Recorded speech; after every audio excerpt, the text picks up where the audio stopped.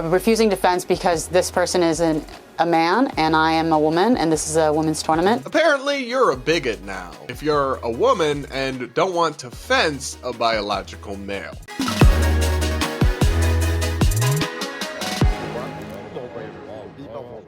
We're going to break down the latest insane trans athlete story, plus some bizarre arguments in the tariff debate, and a wild act of censorship overseas. All this and so much more is coming up on today's episode of the Brad vs. Everyone podcast, my daily show where we take on the craziest ideas from across the internet, our politics, and our media, all from an independent perspective. Up first, like I mentioned, these stories keep on coming. These obviously unfair and egregious incidents where biological females are expected to compete in sports against trans women who are born biologically male and then often smeared as bigots if they refuse or punished by the system. The latest example comes in the world of fencing, where a woman athlete was disqualified from a competitive tournament after she took the knee and refused to compete against a transgender opponent. Take a listen to this summary from Pink News, and then we'll look at the comments section on this video, which was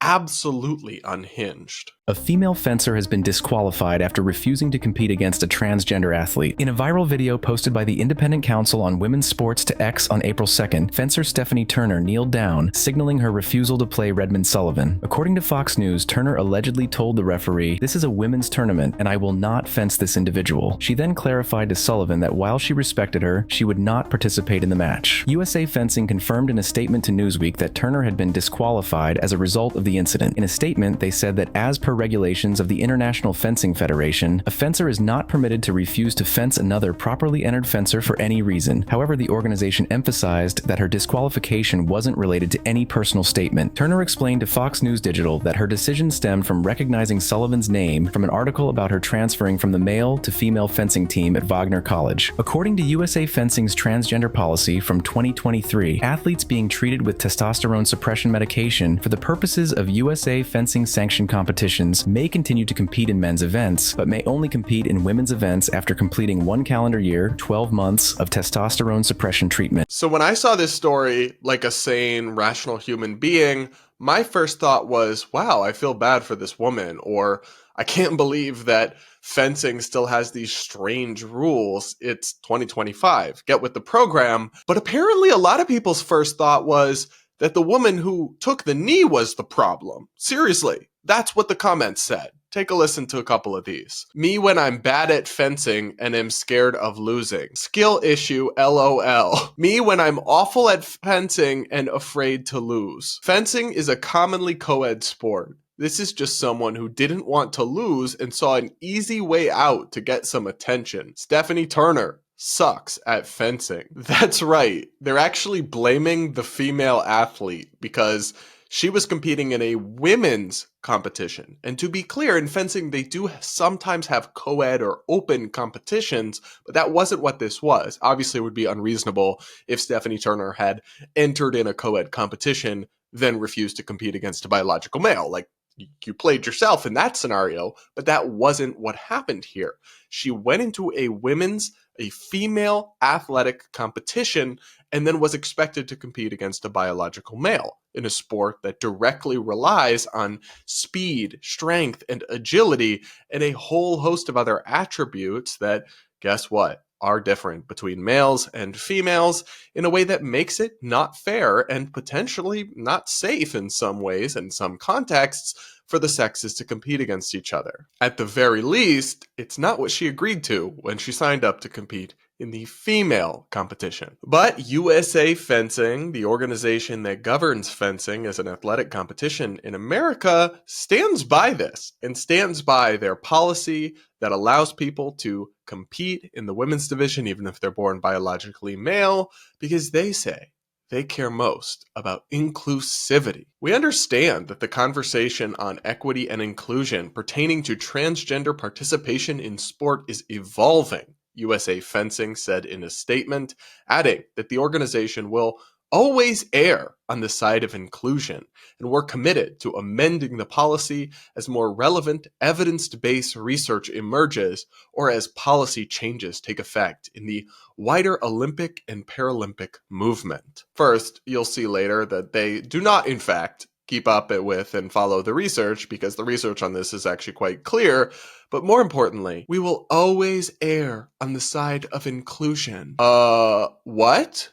No. You should err on the side of safety and fairness, not including everyone. Elite sports is not inclusive of everyone. By definition. This is even more true for elite women's sports, which exists as a separate category for females for a reason. But the ideological capture of USA fencing appears to run pretty deep, and that'll be clear when we dive into an article by one of the members of its board of directors after this. When it comes to the debate over LGBT issues, Americans increasingly live in different realities, and our media does too. Take this recent story we talked about on the show, where a congressperson named Sarah McBride, who identifies as a transgender woman, was referred to as congressman by one of their colleagues. If you only read partisan media, whether it's on the left or on the right, you would really struggle to find out what actually happened here. But using Ground News, an amazing service that I've personally used for years and that helps me prepare this show, you can see what both sides are saying and make up your own mind. It also tells you everything you need to know about a source's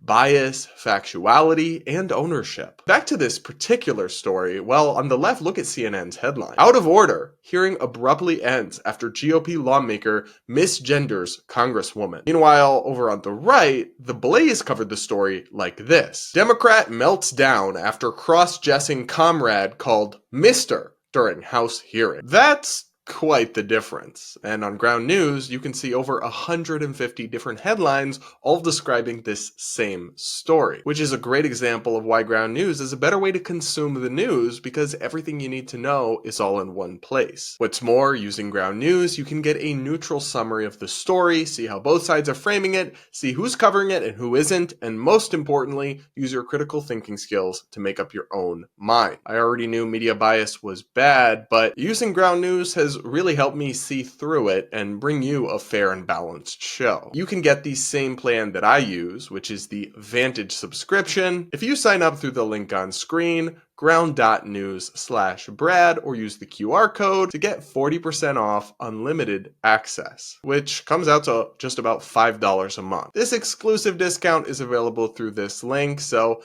act now to break your media bubble and keep your critical thinking skills sharp. Now back to today's show. Okay guys, so now we're going to take a look at a truly bizarre, that's the only word that I have for it, article authored by one of the members of the board of directors of USA Fencing, where he explains why he supports allowing transgender women to compete in women's sports. First bullet point here, transgender women, misspelled, are women and gender is not sex. Okay, I don't really want to get sidetracked into that whole debate, but the point is that if we grant you that gender is not sex, okay, fine. Sports are separated by sex, not gender. He continues, transgender fencers deserve the right to compete with the gender they identify with, and those of adult age should comply with the competition guidelines and regulations outlined by USA Fencing and the IOC, even if the science of those IOC guidelines might be imperfect. The missing words there and the misspellings here all are just an excellent touch. But I'm just not buying this premise that transgender fencers deserve the right to compete with however they identify. I don't think that's true. People don't have an unlimited right to do whatever they want in accordance with how they identify. If you have a tournament for high schoolers and a 25-year-old identifies as 16, they still shouldn't be allowed to compete. And what this guy is arguing is actually inconsistent, because what he's saying is they have a right to compete and there are these guidelines that they should follow. But those guidelines make specific requirements, as you'll hear, like hormone therapy and other things beyond just their identity. So if they have the right to compete according to their identity, then they should just, all they have to do is identify. If it's a right, but of course it's not. So this falls apart because it's internally contradictory. Here's my favorite part of this article. A separate division denies them their truth to compete as their authentic selves and is antithetical to USA Fencing's diversity and inclusion vision, then your diversity and inclusion vision is stupid. What is he talking about? There's no divine right to your own personal truth and to compete according to whatever you feel like or identify. Okay, if I run a race in track and I come in last but I identify as first place, should you still give me the medal then? You're denying me my truth to compete as my authentic self, which is a winner or something. But this guy doesn't seem totally in touch with reality, as made clear by this next point. There is a possibility that transgender women have a physical advantage over their cisgender opponents after transitioning. There is also a possibility they do not. In fencing, there is no data to support either viewpoint. This is just wrong. This is just not true. It's basic biology that there is a difference between males and females, and while that difference is absolutely reduced in terms of strength, speed, agility, and the like through hormone therapy, it doesn't go away. And there is, in fact, ample data and research on this. A literature review published in July of 2023 found that there is, quote, a retained physiological advantage for trans women who have undergone male puberty when participating in the elite competitive female fencing category. The researchers concluded that a proposed solution of an open or third gender category for elite fencing competition promotes fair competition while allowing trans women to compete in their chosen sport. It just seems like common sense to me that you keep the female division for females only, and yes, that means that some transgender athletes who identify as women and would prefer to compete in that division don't get what they want. But it preserves safety and fairness for far more women, and frankly, that's more important. It's really telling to me that the activists and progressive types are usually not satisfied by the idea of an open or alternative competition, because it's not actually about just a reasonable compromise for everyone.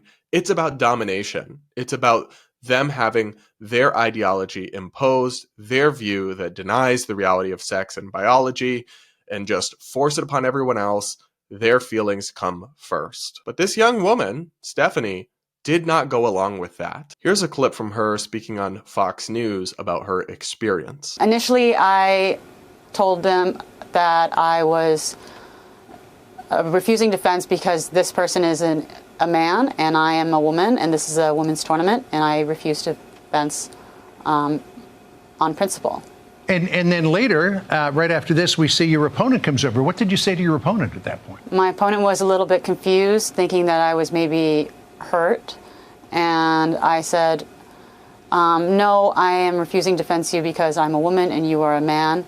I have much love and respect for you, but I will not compete against you. His response was, okay, but there's a member of the board of directors here, and he supports me, and there's a policy that says that I'm a woman and I'm allowed to compete in the women's tournament, and if you do this, you're going to get blackcarded. And I said, I know. So my takeaway here was that I just can't wrap my head around how this trans person must be thinking or feeling. Imagine being the trans athlete in this scenario. Wouldn't you feel bad? Wouldn't you not want to make women uncomfortable or feel like it's unfair or not safe for them to compete in the sport they've trained their whole lives, especially when you could just compete in co-ed tournaments or compete with the males like you did until, I believe this person just very recently was competing with the males at the collegiate level. It's not that deep, and yet you're pushing this onto other people like this. Like, I have friends who are transgender and just want to live their happiest lives, and I fully support them, in part because they don't ever seek to make women uncomfortable or make other people uncomfortable. They go out of their way to avoid doing so and just want to blend in. This is the opposite of that, and it's such an alien thing to me to want to do. To me, this is just obviously wrong. There's a reason almost everybody agrees at this point on this issue that biologically male people should not be allowed to compete in women's sports. Live your best life, call yourself whatever you like, dress however you please, but there is a reason sports are separated by sex, and when you undermine that and you start infringing on women's rights and their right to equality and fairness and competition, that's not going to go well for anyone. I also have to wonder how this is even allowed under Trump's new policies. I mean, maybe his executive order is being challenged in court and hasn't gone into effect or something. I don't know. I'd have to look at the details. But kind of seems to me like you're not really supposed to be allowed to still have these ultra-inclusive policies. But apparently USA Fencing hasn't gotten the memo yet. And I, again, just come back to the obviously true statement that this is a massive own goal for the LGBT community. I don't know why, but whoever thought this was a good idea, but like my rights and my acceptance as a gay man is somehow conflated and tied to allowing biologically male people to compete in women's sports. Something obviously unfair and absurd. How did that happen? How did anyone ever think that was smart or okay? Or even if you want, and this is what I want, trans adults to be able to live free and be happy and live however will make them happiest, then tying that to absurd, ridiculous positions like this is not the way to go. That's a great way to have massive backsliding and backlash against your community and decline in public supports for your acceptance and your rights, which is what we've been seeing in recent years. I just hope they can course correct and stop this insanity before it's too late. Yes, for women, but also for the LGBT community itself. What do you guys think? Do let me know in the comments.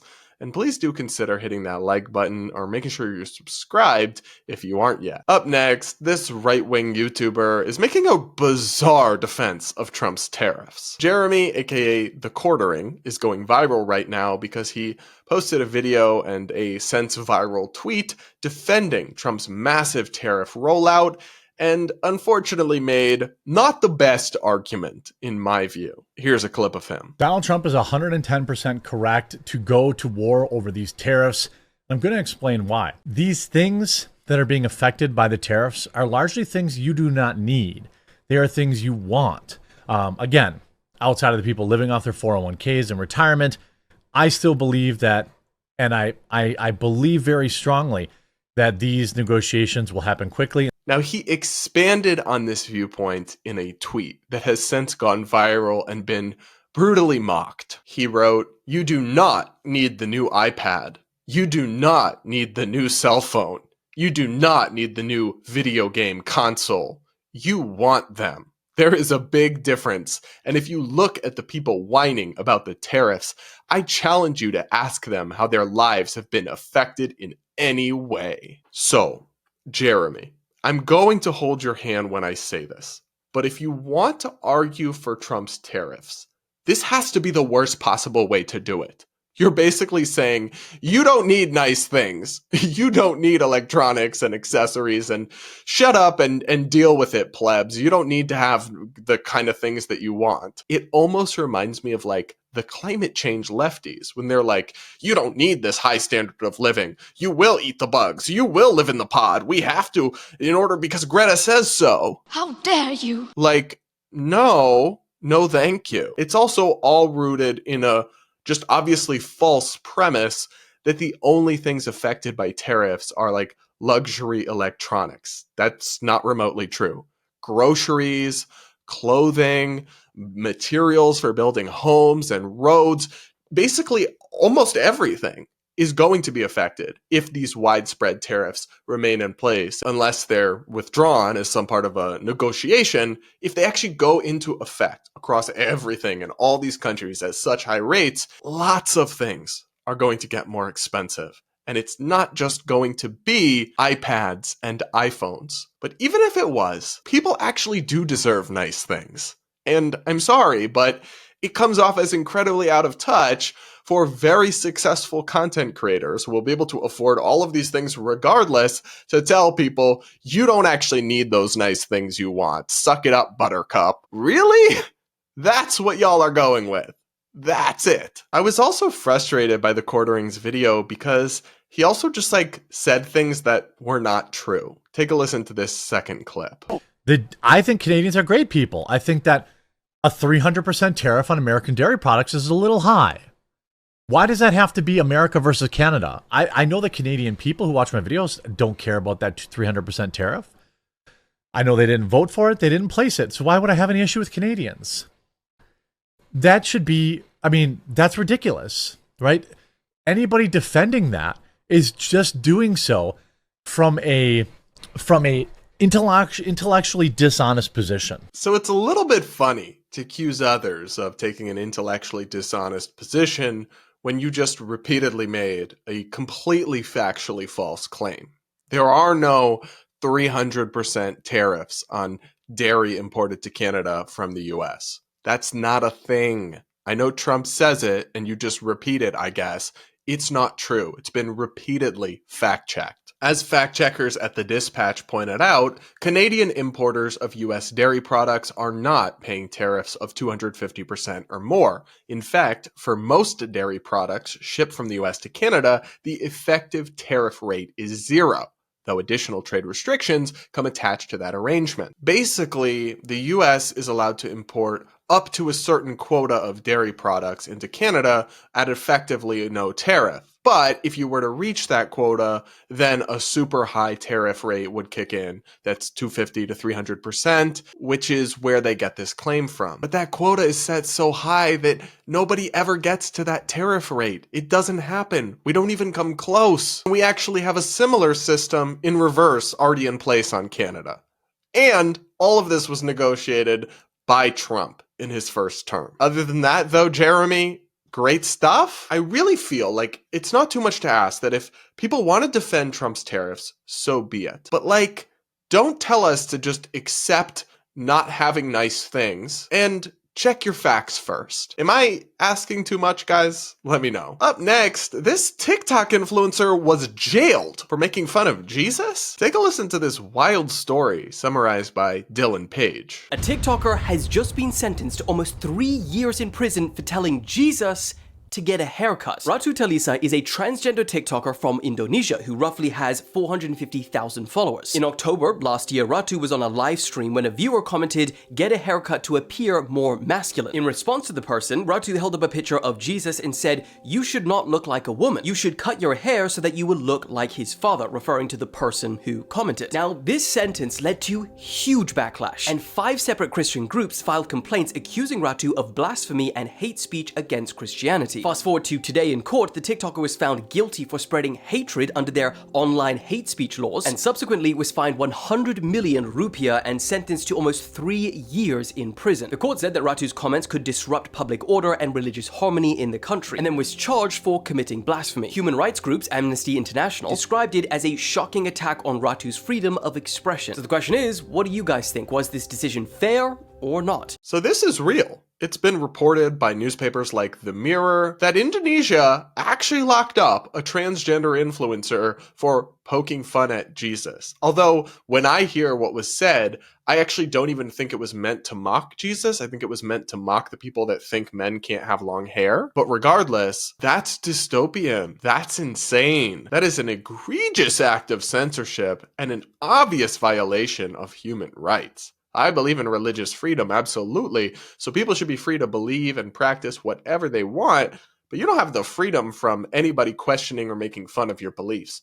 Nobody is entitled to that. The internet, real life, none of it is a safe space. And people have a right to make fun of even the things you hold dear. And certainly you would want the right to do that in reverse. I do wonder though, because I've seen this story actually pop through and get into progressive bubbles online because this influencer is trans. And so I wonder, do these left-wing influencers see the problem yet? With hate speech laws, with banning offensive speech. It's not ever going to go just to censor the offensive conservatives. It's also going to be applied to you. And it is in places in the world where they are allowed to have this kind of dystopian censorship regime and they don't have a First Amendment like Indonesia. So the lesson here is for these online progressives that you actually don't want this. You actually shouldn't support censorship or hate speech laws or any of this because, like it was in this case, it will be used against you. And in every case, it's an indefensible violation of people's basic human right to express themselves. Remind me to take Indonesia off my travel list. Jeez Louise. All right, everybody. That'll be it for this episode of the Brad vs. Everyone podcast. Thank you guys so much for tuning in. Please do make sure you're subscribed if you aren't yet. Do hit that like button before you go. Do comment with your thoughts. I do read the comments and I love hearing what you guys have to say. Thanks again to Ground News for sponsoring today's episode, and we'll talk again real soon.